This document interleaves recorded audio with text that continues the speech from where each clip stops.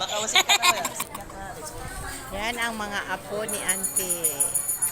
Yan, mga pugi kaayo, oh. Hindi, masikat na sikat. Yan. Sikat na ano yun. Pwede, ba? Pwede. Naghuwat sa order. Imagine ka naman, oh, para buyag. Napakahaba ang lamisa namin. Pero hindi pa yan kumpleto, ha? Hindi pa yan kumpleto. Marami pang hindi nakarating. Kaya yan. Ayun. Isang pamilya. Nagantay na sa order. Dito kami sa restaurant sa Mr. Crab. Dito sa Lapu-Lapu City. Malapit lang ito sa tabi ng dagat. Kaya maraming tao dito pag tuwing gabi. Dahil fresh na air talaga dito. At malapit ito sa tabi ng dagat. Kaya at ito po ang nag-birthday. Ito po ang nag-birthday at yan ang baby namin, oh. Tuwang-tuwa naman, oh. Tuwang-tuwa naman si baby dahil nakaapak na siya.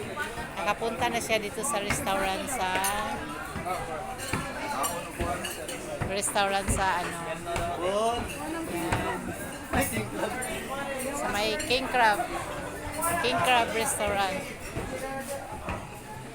Wow. Sige. Dito siya sa restaurant sa King Crab mo na King Crab din siya.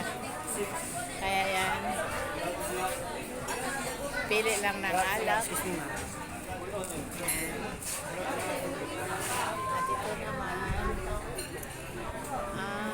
Mr. Crab. Mr. Crab Cebu Yacht Club.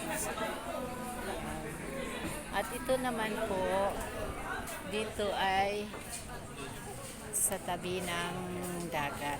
Tabi ng dagat po ito. At yan, tabi ng dagat. Yan. Ang ganda ng restaurant ito. Malaki ang restaurant ito.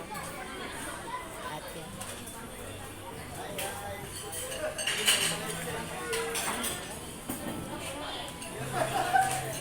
Daming kumakain dito, guys.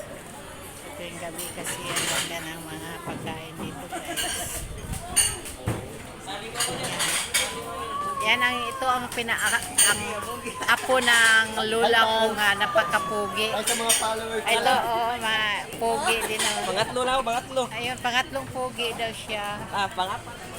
Ito ang pang-apat na pugi. Oh. Lumingon. Ito ang pang-limang pugi.